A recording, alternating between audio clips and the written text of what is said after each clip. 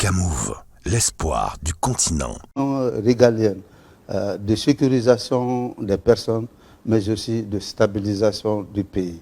Et ce n'est autre qu'une patrouille de routine qui a été conduite de Kidal en passant par Inafarak, voilà, Bougueïssa, jusqu'à Tinzaouaten.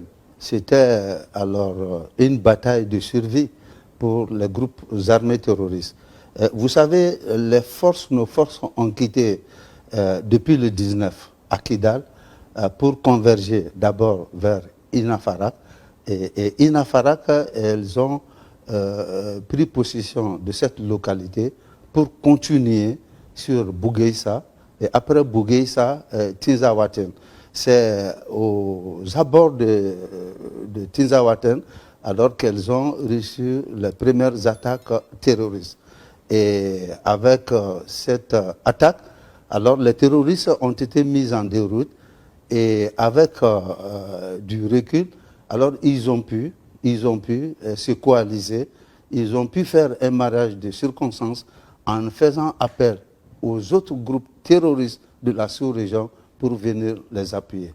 Avec la zone très montagneuse, alors on n'est pas à présent arrivé à faire une évaluation de la situation, mais tout ce qu'il faut retenir, c'est qu'il y a eu des pertes en vies humaines et matérielles de part et d'autre. L'opération est en cours. Les FAMA ne vont jamais se dénier de leur mission régalienne, qui est de recouvrer l'intégralité du territoire national, mais aussi d'assurer la sécurisation des personnes et de leurs biens.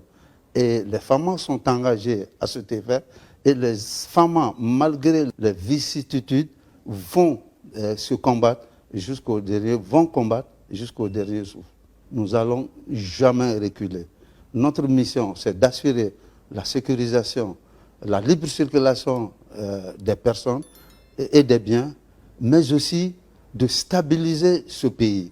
Et vous savez, ce pays vient de loin, avec 10 ans de conflits armés, avec 10 ans de présence des forces internationales sur notre territoire, qui n'ont pas pu trouver la solution à la crise qui nous assaille.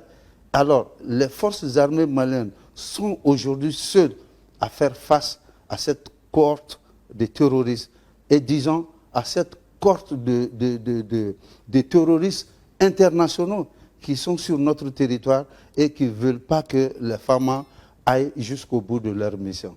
C'est la guerre informationnelle, c'est la guerre communicationnelle que notre pays subit, que les forces armées maliennes subissent depuis des années.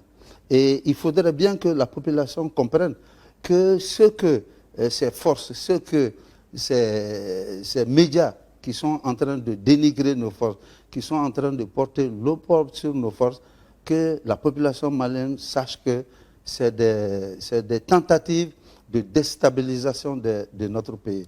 C'est des tentatives de dénigrement de notre armée qui est en train, depuis bientôt 2 à 3 ans, qui est en train de monter en puissance.